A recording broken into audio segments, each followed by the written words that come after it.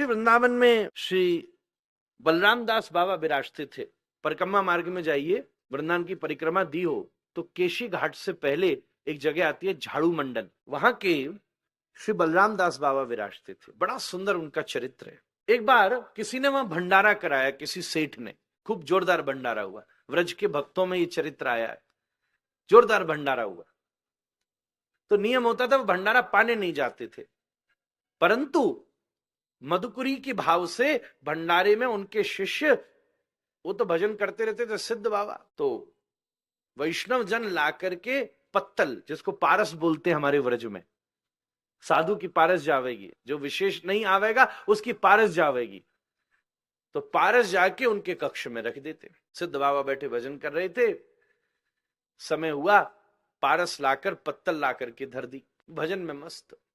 भजन पूरा हुआ तो विचार बना कि अब इस प्रसाद को हम पावें, तो दृष्टि करके उस प्रसाद को देखने लगे और ठाकुर जी से प्रार्थना करने लगे, ठाकुर जी आप भी इसे आरोगिए और विनम्रता से इसको पवित्र करके हम भी इसका सेवन करें। ठाकुर जी कैसे रक्षा करते देखना। उसी समय वो रखे हुए पत्तल में से भात आदि सब लाल लाल हो गया भैया। ब्रज के भक्तों में चरित्र आया है, और रक्त जैसा नीचे टपकने लगा। बाबा ने, सिद्ध बाबा ने एकदम सब वैष्णवों को बुलाया, अरे ये क्या ले आए उल्टा सीधा खाने के लिए, यहाँ क्या है ये? सब बाहर दौड़े तो देखा चारों तरफ तो सब बढ़िया भोजन बना हुआ है, लड्डू कचौड़ी मालपुआ पकवान सब चकाचक सिद्ध कर रहे हैं, सब खा रहे हैं। और सब दौड़ करके आए तो बाबा के पत्तल में से ऐसी अपवित्र वस्तु टपक रही है, रक्त जैसा कुछ टपक रहा है। वो देख रहे हैं और सब देख रहे हैं तो उन्हें सामान्य दिख रहा है। बाबा और बाबा के शिष्य देख रहे हैं तो सच में कुछ टपक सा ही लग रहा है।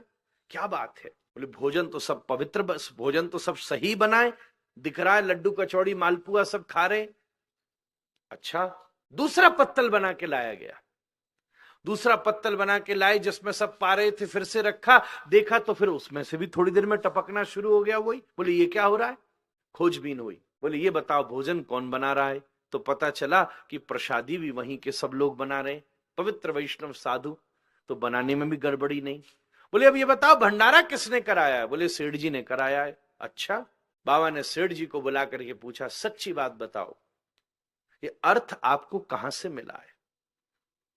बहुत पूछने के बाद सेठ जी ने जवाब दिया कि मैंने महाराज ये अधर्म से अर्थ कमाया था, इसलिए मेरे मन में इच्छा हुई कि भंडारा करा दूं। बल्कि ब्रज के रसिक भक्तों में तो ये तक लिखा है कि वेश्यावृत्ति के माध्यम से मुझे ये अर्थ मिला था, तब मैंने सोचा कि उसकी शुद्धि करने के लिए और मैं इस अर्थ से भंडारा करा दूं। और किसी को भी उस भोजन की अपवित्रता नहीं दिख रही थी, पर सिद्ध बाबा को वो भोजन की अपवित्रता दिख गई। ऐसा क्यों था? क्योंकि भैया सबकी आत्मा इतनी पवित्र नहीं थी, बाबा की आत्मा इतनी पवित्र थी कि उसने बड़ी विनम्रता से इस बात को पकड़ लिया। महाराज बड़ी सुंदर बात लिखी है, बालक ने हमको भेजा, उसने हाईलाइट करके ये पंक्ति भेजी कि गंदे कपड़े में दाग लग जाए किसी को नहीं दिखता, पर साफ कपड़े में थोड़ा छींटा भी लग जाए तो दूर तक सबको पता चल जाता है। बाबा की आत्मा इतनी पवित्र कि श्री ठाकुर जी ने उनकी रक्षा करने के लिए अपने आप इस संकेत को प्रकट कर दिया। एक भक्त का चरित्र आता है, भंडारा रखा था तो ब्राह्मणों को भोजन कराना था, उनके दुश्मनों ने प्रसाद में विष मिला दिया और भंडारे में बांटना शुरू किया।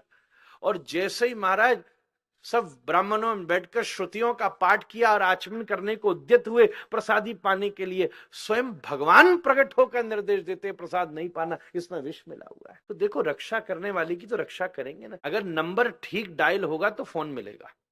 एक जना कहता हमारे यहाँ चोर आए, हमने कितनी बार फोन मिलाया, कोई आता ही नहीं है, किसी ने बचाया ही नहीं, किसी ने बचाया ही नहीं। पड़ोसी ने फोन मिलाया तो पुलिस आके खड़ी हुई तो पहले तो गाली गलौज करने लगा, अरे कैसे निकम्मे लोग हैं, हमने कितना फोन मिलाया, ये आए नहीं। बोला तूने कब फोन मिलाया? तो जब उसका फोन लिया तो उसकी आंख कमजोर थी, चश्मा नहीं लगा रखा था उसने, तो देखें 100 की जगह 110 मिला रहा था। बोले जब नंबर ही डायल करेगा तो गलत पुलिस तक पहुंचेगी कैसे, कोई बचाने आएगा कैसे? तुम्हारा नंबर ही गलत डायल होगा तो भगवान तक खबर पहुंचेगी कैसे?